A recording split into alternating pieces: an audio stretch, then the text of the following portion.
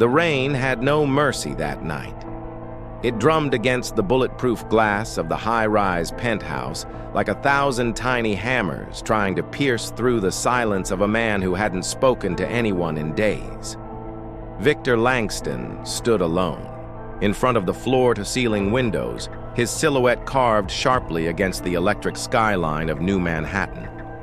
His tailored black suit clung to his frame like armor, the cufflinks gleaming like the eyes of a predator that hadn't slept. Below him, the city pulsed, alive, restless, hungry, just like him. People called Victor many things: tech prodigy, billionaire playboy, genius investor. But behind the polished media image was something else, something colder, something fractured.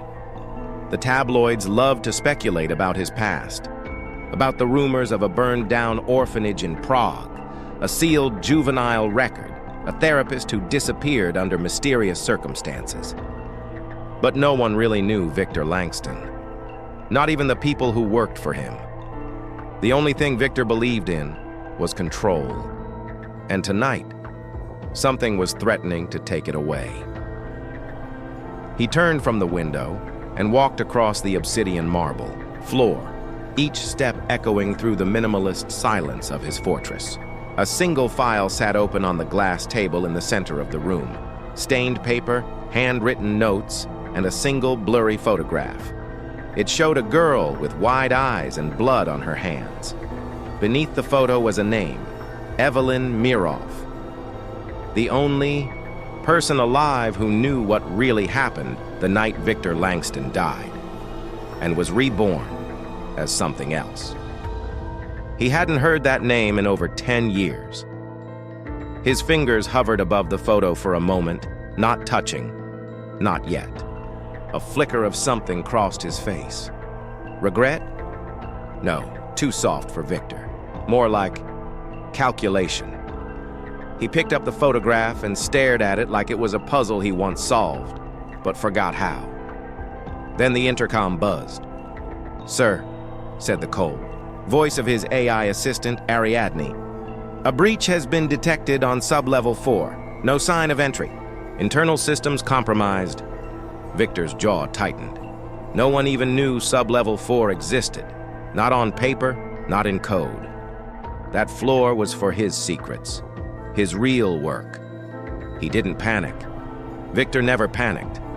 Instead, he walked to the wall, placed his hand against the biometric panel, and watched as a hidden compartment slid open, revealing a sleek firearm, an encrypted drive, and a silver ring bearing a serpent swallowing its own tail. The last gift from someone he once loved, or thought he did. "I want eyes on the system," he ordered. "Full lockdown. If anything moves, I want to know before it breathes." "Yes, Mr. Langston," the AI responded. Victor descended into the shadows beneath his empire, not knowing that tonight would be the beginning of a game he thought he'd already won. But Evelyn had returned, and with her came questions buried in the past, questions that could shatter everything he built. As the elevator doors closed behind him, the AI lights flickered, and somewhere far below, a girl laughed in the dark. The press called him a visionary. The markets called him a miracle. But inside the mind of Victor Langston, there was only calculation, cold, silent, and relentless. As his face lit up every major finance magazine, and clips of his bold speeches went viral across digital platforms, Victor sat alone in a glass-walled office 30 stories above the city, staring down at the lights below like a god contemplating the ants he ruled. Langston Dynamics, his empire of tech, surveillance, and energy manipulation, had just signed its first multi-billion-dollar government contract. To the world, he had arrived. To Victor, it was only the beginning of something much darker, because this contract was not about money. It was about access to data, infrastructure, and control, the kind of control no man should have, and yet Victor didn't believe in limits. He believed in necessity. Behind every boardroom handshake, behind every innovation announcement, He hid the real experiments, the ones not even his closest executives knew about. Deep beneath the Langston Tower, a hidden floor buzzed with restricted AI prototypes, experimental cognitive mapping implants, and psychological conditioning software. Victor believed that the future wasn't about faster devices or smarter machines. It was about rewriting the way people think. And if he could control thought, he could control civilization. His only companion during these experiments was a woman named Elira Voss, a neuroscientist with a haunted past and a mind sharp enough to match Victor's. She was the only person who dared to challenge him, and the only one he allowed into the deeper recesses of his world. But even she didn't know everything. She didn't know about Project Echo, a classified simulation Victor had been running since before his first public success. A simulation that modeled human behavior using real-time data, predicting riots, elections, and collapses before they happened. One evening, as Elira sat across from him in the private lab, staring at the fluctuating neural activity on the screen, she asked quietly, "When do we stop observing and start controlling?" Victor didn't answer. He simply turned to the one-way mirror that reflected the room back at them. A room that wasn't entirely empty. Inside, a subject, unaware of the cameras, unaware of the drugs in his bloodstream, was being tested for emotional suppression, his responses to moral decisions blunted with each hour. Victor watched the man twitch as he failed to feel horror at simulated violence. "Soon," he whispered. The world outside chanted his name, praised his mind, envied his wealth. But the man they loved didn't exist. That Victor Langston had been buried long ago. The real one remained in shadows, a ghost with a god complex, hiding beneath tailored suits and philanthropic smiles, and yet there were cracks forming. Not in his empire, but in his isolation. Someone was probing the Hidden Floors network. Someone knew Project Echo existed, and whoever it was, they had just left a single message on his private terminal. "You're not the only one playing God." Victor didn't flinch. He leaned back in his chair, eyes gleaming, and murmured, "Let the games begin." The screen flickered for a brief moment before returning to Victor's encrypted dashboard. The message had vanished. No trace, no footprint, no origin. Victor had built his firewalls with the best minds in the world, and then fired them all to build a better system himself. His private network wasn't just secure, it was nearly impenetrable, and yet someone had walked right through the front door. He didn't panic. Victor Langston never panicked. But beneath his calm expression, his mind ran like 1,000 processors at once. Whoever had sent that message didn't want to destroy anything. Not yet. They wanted him to know they were there, watching. That meant this was personal, or worse, philosophical. He opened a hidden interface on his tablet and entered the bag. Command, run trace Omega. The system blinked, then hesitated. Trace Omega failure. Source unknown. Victor narrowed his eyes. This wasn't a kid in a basement. This was someone who understood his code. Maybe even someone who had helped build it. Meanwhile, across the city, in a small underground server room masked behind a failing antique bookstore, a figure in a hood sat surrounded by monitors. They wore gloves not out of secrecy, but out of necessity. Every key press was calculated, timed to appear like a synthetic machine. The face beneath the hood was unreadable, but the voice that echoed through the private comms was female, sharp, bitter, and intelligent. "You found me," she muttered, smiling at the flicker on one of her screens. "Or rather, I let you." Her name, at least the one she used in this war, was Kale. No one knew who she really was. Some believed she was an AI born from Victor's own systems. Others whispered she was an ex-Langston employee turned rogue. The truth was more complicated. Kale had once been part of Project Echo, not a developer, but a test subject, one of the first. Victor had thought she'd died in the purge. He was wrong. Kale had rebuilt herself from scraps, physically and mentally, and had one goal: to stop Victor Langston from becoming the world's invisible puppeteer. Back in Langston Tower, Victor summoned Elira Voss to his private lab. "She's real," he said. "And she was one of ours." Elira frowned. "How many ghosts are you hiding, Victor?" "Too many," he admitted. "But this one has teeth. What do you want to do?" Victor didn't answer right away.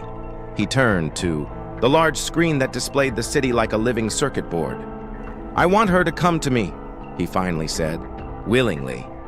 "How?" "I'm going to build a trap, one she won't be able to resist." Elira hesitated. "And if she brings your whole empire down in the process?" Victor smiled coldly. "Then I'll rebuild it from the ashes. But first, let's give her a reason to walk through fire." Outside, the world moved on. Investors rejoiced, the press celebrated, and the people dreamed of a better future, all while a silent war between a billionaire and a forgotten victim simmered beneath the surface. Neither Victor nor Kale knew how deep the other's scars ran. But soon, the game would shift. And when it did, only one would control the mind of the future. Long before Victor Langston wore his tailored suits or walked through cities like he owned their shadows, he was simply another face in the white corridors of Facility Zero, the lab that birthed Project Echo. It wasn't built for profit, not at first. It was built for potential, to push the limits of the human brain, to integrate consciousness with quantum computation, to simulate genius itself. But every miracle has a cost. Kale remembered it all. The needles, the memory suppression trials, the digital hallucinations they induced to map cognitive boundaries.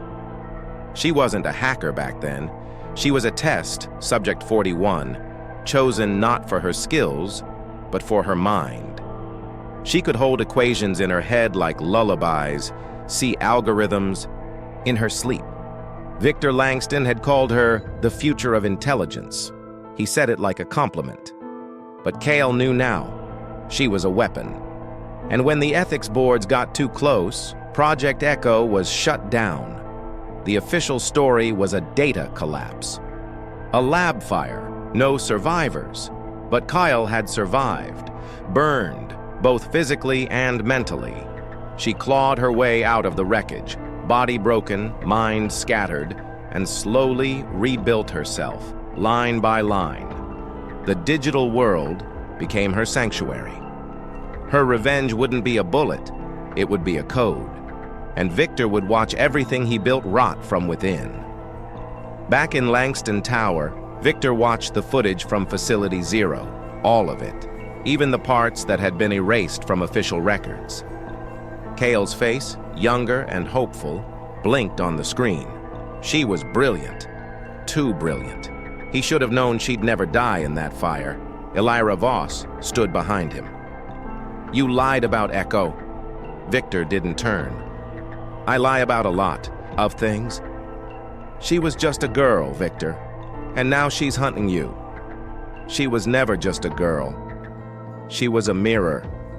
Elira frowned. "A mirror of what?" Victor turned finally, his eyes sharp. "Of what I could have become, if I had chosen justice over power." Elira crossed her arms. "And now?" Victor smiled, cold and tired. "Now I choose survival." At that moment, Kale launched the next phase of her attack. Across Langston's, global networks anomalies sparked. Flickering screens, misdirected satellite signals, glitches that appeared and vanished in seconds. It was a message, encrypted in chaos. "I remember everything." Victor stared at the code as it unraveled. There was elegance in her attack, like poetry written with knives. She wasn't just attacking his company, she was dismantling his myth. But he was ready. He activated a program buried deep in his core systems. Protocol, Mirrorfall, designed not to counter a hacker, but to trap one. It created a false vulnerability, a bait system connected to a fake archive of Echo's lost secrets. It would look too perfect, too raw, a story Kyle couldn't ignore. "She'll come for it," Victor whispered. "And if she doesn't?" Alira asked. "She will, because if she doesn't, she loses the one thing she's fighting for." "What's that?" Victor looked out at the city. The truth. Somewhere beneath 10 floors of concrete and steel, Kale stared at the trap Victor had laid. She knew it was a snare. She could feel it in the precision of its design. But she also knew what might be inside, the names of every subject, every scientist, every lie they'd buried. Proof the world would never ignore. For a long time, she said nothing. Then she whispered, "Let's see what you're hiding, Victor." The war wasn't about systems anymore. It was about identity, redemption, and control over the narrative of truth itself. One step forward, one step closer to the end. The city sprawled below, a sea of lights and steel. Lucas Storm, billionaire genius and the mind behind a global empire, sat in the penthouse of his towering skyscraper, staring out over the cityscape. His reflection in the glass was a distorted version of himself, one that seemed more like a shadow of the man he used to be. His thoughts were consumed by the recent events. The business deal with a rival tech mogul had fallen through, and with it, the balance of power he had carefully constructed over the last decade had begun to shift. But it wasn't the money or the loss of influence that gnawed at him. It was the feeling that someone was always one step ahead of him, that someone knew his every move, every weakness. His fingers traced the rim of a glass of aged whiskey, the amber liquid swirling as he pondered his next steps. The news had been quiet, too quiet. No sudden investments, no major breakthroughs, just silence. It was unsettling. A soft knock on the door interrupted his thoughts. He didn't need to look up to know who it was. "Enter," he said, his voice. Lo, the door creaked open, and in walked Lena, his most trusted ally and, to some, his only friend.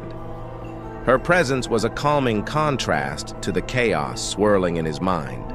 She closed the door behind her and stood still for a moment, assessing the room and, by extension, Lucas himself. "You're thinking too much," she said, her voice sharp but not unkind. Lucas didn't respond immediately. Instead, he turned to face her, the weight of his uncertainty visible for the first time. Lena was the only one who could read him like an open book. Her uncanny ability to understand the depths of his mind had both helped and haunted him for years. "You're right. I can't stop," he admitted, his voice tinged with frustration. Lena stepped closer, placing a hand on the armrest of his chair. "What's really bothering you, the deal or something else?" "Both," Lucas confessed. "But I have a feeling there's more at play here. Someone is manipulating the pieces behind the scenes and I can't find the source." Lena's gaze sharpened. "You think you're being watched?" "Not watched," Lucas said, his eyes narrowing. "Controlled. There's a difference. And I need to find out who before they do something I can't stop." Lena nodded slowly, then crossed the room to the desk where a single encrypted tablet lay. She powered it on and pulled up a series of financial reports, business acquisitions, and encrypted messages. She handed it to Lucas with a pointed look. "Start with this. It's everything we've been able to gather on the tech mogul you've been dealing with. There's something off about him. His movements, his investments, they don't add up." Lucas took the tablet and scanned through the data. The name Caleb Wilder flashed across the screen. He had encountered the man before, but something in the patterns of his activities felt familiar. A sinking feeling settled in his stomach. "He's working with someone else, someone high up," Lucas murmured. "I'll need to dig deeper, but we can't do this alone anymore. We need allies, people we can trust." Lena's lips twisted into a faint smile, though there was no humor in it. "You trust very few people, Lucas. Who are you willing to gamble on?" "Only those who have no choice but to follow my lead," he replied, his voice hardening. "And even then they'll need to prove themselves." Lena took a step back, her face neutral but her eyes sharp. "This won't be easy. If you're wrong, I'm not wrong," Lucas interrupted, the confidence in his tone unmistakable. "I've never been wrong about this." There was a silence that stretched between them, the weight of Lucas's words hanging in the air. He had always trusted his instincts, perhaps more than he should have. But this was different. He wasn't just playing a game of power and wealth anymore.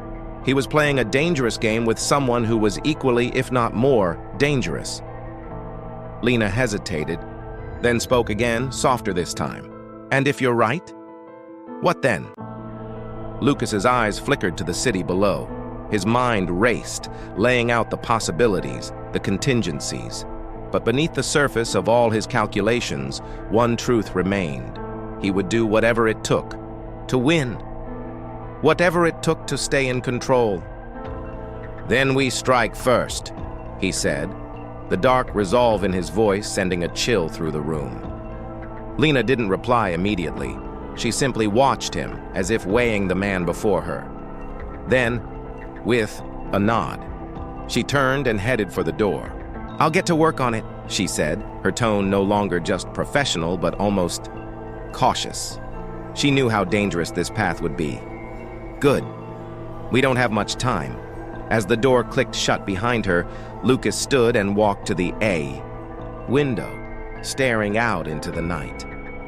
The city seemed so small from up here, yet he knew it held secrets, dark, hidden truths that could shatter everything he had built. He was ready to uncover them.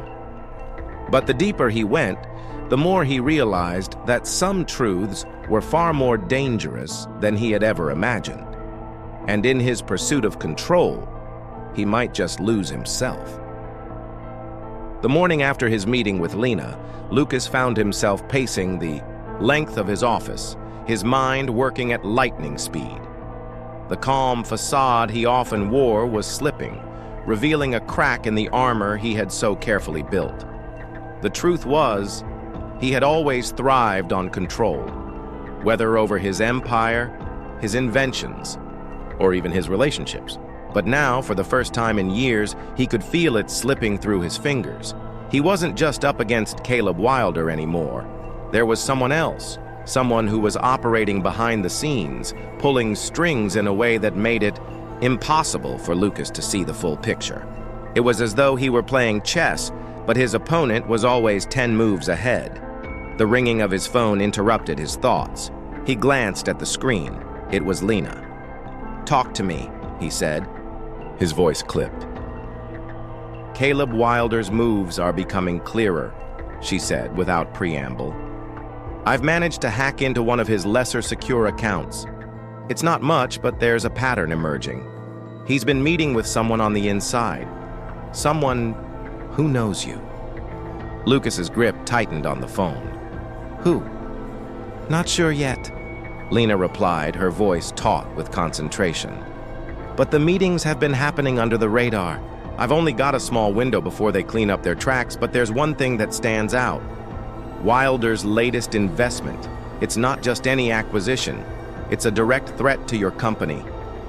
Lucas felt a surge of anger rise within him, sharp and sudden. He had known that Wilder wasn't just a business rival, but this felt personal. "Where's the meeting taking place?" Lena paused for a moment. "An abandoned warehouse in the East District. It's isolated. Off the grid." Lucas's mind worked quickly. If Wilder and his mysterious partner were meeting there, it meant they were expecting something big. "I'm going," he said, already moving toward the door of his office. "Wait, you can't just walk in. We need a plan," Lena cautioned. "I don't need a plan. I need answers." Lucas's voice was cold, a stark contrast to the heat of his anger. "I'll meet you there," she said, a note of finality in her tone. Lucas hung up the phone and moved to the back of his penthouse, where a hidden elevator descended to his private garage. As the doors opened, the sleek black sports car that had been his mode of transport for the last few years greeted him. He slid into the driver's seat, the roar of the engine a satisfying reminder of his control over his world. The drive to the East District was quick, the city blurring around him as he focused on the task ahead. The streets became darker, more desolate, as he neared the abandoned warehouse. He could feel the weight of the city's history pressing down on him. This was once a thriving industrial hub, now reduced to forgotten buildings and empty spaces. Perfect for a secret meeting. When he arrived, the area was eerily quiet. The warehouse loomed ahead, a hulking structure of rusted steel and cracked windows. Lucas parked the car in the shadows and approached on foot, every sense heightened. The adrenaline coursed through him, sharpening his focus. Lena had been right. He couldn't just storm in. But the need to know who was behind all of this was overwhelming. He had to find out who was playing this dangerous game with him. He circled the building, looking for a way in. It didn't take long to find a side door, barely hanging on its hinges. He pushed it open and slipped inside, his footsteps muffled by the thick layer of dust on the floor. Inside, the air was thick with the smell of decay and metal. The low hum of a distant generator vibrated in the background, the only sound in the otherwise still space. Lucas moved cautiously, his eyes scanning the shadows for any sign of movement. Then he heard voices. He froze, pressing himself against the wall as he strained to listen. The conversation was muffled, but one voice stood out, deep and calm. Caleb Wilder. "I told you the plan is in motion," Wilder's voice echoed through the warehouse. "Everything is set. Lucas Storm won't know what hit him. By the time he figures it out, it'll be too late." The second voice was lower, more sinister, but Lucas couldn't make out the words. A chill ran down his spine as the pieces began to fall into place. Wilder wasn't working alone. And whoever this was, they were just as determined to bring him down. Lucas moved closer, his breath shallow, careful not to make a sound. As he rounded the corner, he spotted them. Wilder, standing beside a table covered with documents and blueprints. The other figure stood in the shadows, their face obscured by a hood. He had to act fast. If they saw him, it was over. But before he could make his next move, a sudden noise echoed from the far side of the warehouse. Lena. "Lucas, get out of there!" she hissed, her voice barely audible through his earpiece. He didn't have time to think. He had to make a decision. Reveal himself and confront them now, or retreat and wait for a better moment. But there was no more time for waiting. Lucas stepped out from the shadows, his voice steady but filled with malice. "I was wondering when you'd stop hiding, Wilder." Wilder's head snapped toward him, a look of surprise flashing across his face before it was quickly masked by a cold smile. The hooded figure remained still, their face still hidden. "You always did have a way of showing up at the most inconvenient times, Lucas," Wilder said, his voice dripping with mockery. "But you're too late. The game has already begun." The tension in the air thickened as Lucas's eyes locked on the figure in the shadows. He didn't know who they were, but they were part of the puzzle. And he was about to get the answers he'd been hunting for. "You're not getting away with this," Lucas said, his voice hard. Wilder's smile widened. "We'll see about that." Then the warehouse doors slammed shut, and the sound of sirens filled the air. The game had just become far more dangerous. The sound of the sirens grew louder, echoing off the walls of the warehouse as Lucas stood in the center of the room, his eyes locked on Wilder. He had expected a confrontation, but he hadn't expected this, a trap, a calculated move that had now sealed his fate. The doors were locked. There was no escape. Wilder's smile faltered for only a moment before he straightened up, exuding calm and confidence. He knew exactly what was happening. "Did you think you could just walk in here uninvited, Lucas?" Wilder asked, his voice taking on a mocking tone. "You've always been so predictable, but we've already planned for this." Lucas felt his muscles tense. He had underestimated how far Wilder was willing to go, but now wasn't the time to regret it. The figure in the shadows had finally moved, stepping into the dim light. A woman. Her presence sent a shiver down Lucas's spine. There was something about her that seemed to belong to the darkness itself. She had a calm, detached expression on her face, as if the confrontation was just another part of the job. She wasn't, surprised by Lucas's presence. She had been waiting for him. Lena's voice crackled through his earpiece, low and urgent. "Lucas, get out of there. I'm on my way, but you need to move now." He didn't respond. Instead, he scanned the room, calculating his options. Wilder's plan was in motion, and he could feel the weight of the moment pressing down on him. Every second counted. His mind raced through strategies, but there was only one choice now. He needed to get to the heart of this operation before it spiraled out of control. "Lena, I need a way out," Lucas muttered under his breath, never breaking eye contact with the two figures before him. "Working on it. I've hacked into their security system. Give me a minute," Lena replied. Minutes felt like hours as the tension between them thickened. Wilder stepped closer, the smirk never leaving his face. "You really thought you could stop me? I've been planning this for years. You can't outsmart me, Lucas." Lucas's heart rate picked up, but he maintained his composure. "I'm not trying to outsmart you. I'm trying to survive." The woman, who had been silent up until now, finally spoke, her voice low and cold. "Survival is overrated." With a sudden movement, she reached into her jacket, pulling out a small device and pressing a button. Instantly, the overhead lights flickered and then went out, plunging the warehouse into darkness. A mechanical whir followed as heavy metal doors began to close, trapping them inside. The air became thick with anticipation. Lucas's instincts kicked in. He didn't wait for the doors to seal completely. His hand shot out, grabbing a nearby pipe that was partially exposed from the crumbling ceiling, using it to vault himself toward the nearest stack of crates for cover. The woman's voice, now more forceful, came from the shadows. "You can't escape." Lucas didn't respond. Instead, he focused on his next move. He needed to disable the security system long enough to get out. And if that meant confronting Wilder and his partner head-on, then so be it. A flash of light, and suddenly, the dim glow of a single emergency exit sign illuminated the far side of the warehouse. He was running out of time.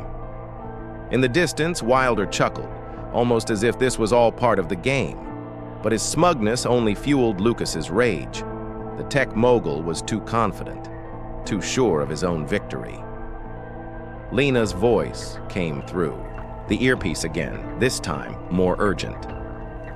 "I've disabled their external security system. You've got a window, but you need to move now."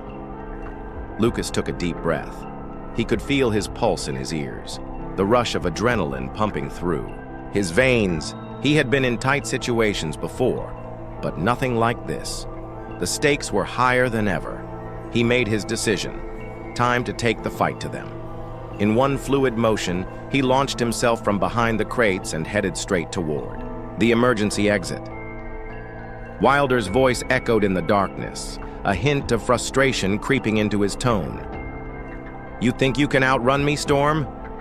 You're not the only one with resources." As Lucas sprinted toward the exit, the sound of footsteps behind him grew louder. The woman, the one who had been lurking in the shadows, was closing in fast. He didn't have much time before she caught up, but Lucas had a plan. He wasn't about to be outmaneuvered again. His hand reached into his jacket, pulling out a small, custom-made EMP device. It was risky, but it was his best shot at creating enough of a distraction to escape. He turned just before the exit, activating the device with a sharp click. The air around him buzzed with a low hum, and then a loud pulse reverberated through the warehouse. For a moment, everything went silent. The lights flickered back on, and every electronic system in the building shut down. The woman faltered for just a second, clearly taken aback by the EMP blast. That was all the time Lucas needed. He bolted for the exit, his footsteps pounding against the cold concrete. The doors were still halfway closed, but with the security systems down, they were no longer a barrier. He threw his weight against them, forcing them open just enough to slip through. But just as he thought he was free, a figure appeared in the doorway. Wilder, his face was dark with rage. "You're not going anywhere, Lucas!" he shouted. Lucas didn't hesitate. He reached into his jacket again, pulling out a concealed pistol. The weapon wasn't meant to kill, just to disable. A single shot rang out, hitting the ground in front of Wilder and sending a spray of sparks in his direction. The tech mogul recoiled, stunned but unharmed. That was all Lucas needed. He made a break for it, darting through the maze of dark alleys outside the warehouse, heart pounding, feet moving faster than ever. Behind him, he could hear the footsteps of the woman, relentless in her pursuit. But Lucas had the advantage. He knew this city better than anyone, and he wasn't about to let anyone take it from him. For now, he had escaped. But the game had only just begun, and Lucas Storm always played to win. Lucas didn't stop running until his lungs burned and his legs threatened to give out beneath him. The cold night air bit at his skin, the sharpness of it almost grounding him in reality as the adrenaline began to fade. He pushed through the narrow alleyways, his mind reeling from the close encounter with Wilder and the mysterious woman. He'd narrowly escaped the warehouse, but there was no escaping the consequences of his actions. They were no longer just watching him, they were hunting him. His thoughts were interrupted by the shrill buzz of his phone vibrating in his pocket. He fumbled it out, his hands slick with sweat. It was Lena. "Lucas, are you okay?" she asked, her voice crackling through the line, filled with concern. "I'm alive," Lucas replied, his voice tight as he slowed his pace. He looked over his shoulder, half expecting the shadowed figure of the woman to be closing in on him, but the streets were empty. For now. "What happened?" Lena asked, her voice sharper now. "I saw you take the shot. Why didn't you just leave?" "Because I wasn't going to let them dictate my next move," Lucas growled, his pulse still racing. "Wilder's not just a business rival anymore. Someone else is pulling the strings, and I need to find out who." "You're right about one thing. This isn't just about the company anymore. It's personal." Lena's silence on the other end spoke volumes. She understood the gravity of the situation. "Where are you now?" "Near the old warehouse district. I'm heading to the car. But Lena, there's something off about that woman. I don't know who she is, but she's more than just Wilder's lackey. She's trained, dangerous. I'm tracing your location now. Head to the safe house we discussed earlier. I'll meet you there." Lucas paused. "It's too risky. I don't want to lead them to you. They know I'm a target now, Lena, and they won't stop until they've found me." "I'll take care of myself, Lucas. You focus on staying alive." He didn't respond. He knew she was right, but the thought of putting her in danger twisted something deep inside him. Still, he couldn't afford to stay on the run forever. They needed to regroup, make their next move. And right now, the only safe place was the small, secure location he'd set up months ago. A safe house hidden in plain sight, stocked with everything he needed to disappear for a while. Lucas took one last glance over his shoulder before he made his way to the parked car, a sleek black vehicle that blended effortlessly into the shadows. As he slid into the driver's seat, he felt the familiar hum of the engine come to life beneath his fingertips. The road ahead was unclear, but the need to outwit Wilder and whoever was backing him had never been more pressing. As the city blurred around him, Lucas let his mind settle on one thing: the woman. He had no idea who she was, but the cold efficiency in her movements, the way she had spoken to him, almost as if she knew him too well, was something he couldn't shake. There was a connection between them, something that ran deeper than mere business. His gut told him that everything would soon come back to her, that whatever tangled web was being spun, she was at the center of it. The safe house was hidden in a nondescript part of the city, a small apartment complex that looked like any other. It wasn't glamorous, but it was secure, and in times like these, that was all that mattered. Lucas parked in the underground garage and made his way up to the second floor, where the apartment was locked down tight. The door opened with a soft click, and the stale air of a place left untouched for too long greeted him. As he entered, the room was dim, lit only by the faint glow of a few strategically placed lamps. A desk covered in paperwork and screens hummed with activity. Lena was already there, typing away on one of her encrypted computers. "You made it." Her voice was a little less tense, though still edged with concern. She glanced at him from over the top of her glasses, her face illuminated by the glow of the screen. "I've got something you need to see."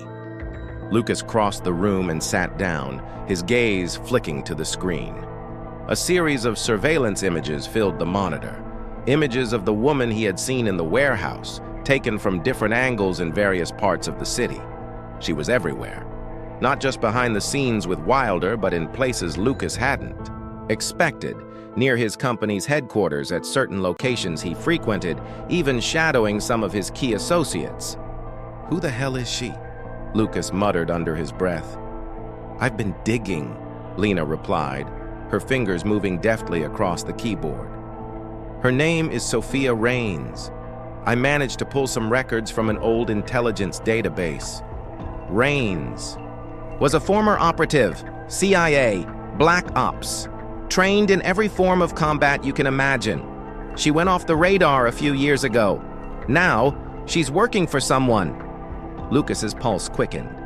The name meant nothing to him at first, but the fact that she had been in the CIA and had gone dark was alarming.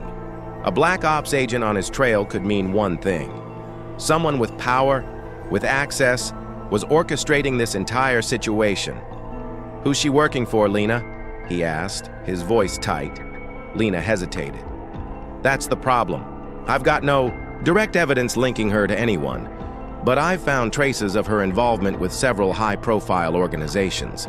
The kind that don't show up on public records, people who have their fingers in everything, corporate espionage, international politics, maybe even government ties." Lucas's mind raced.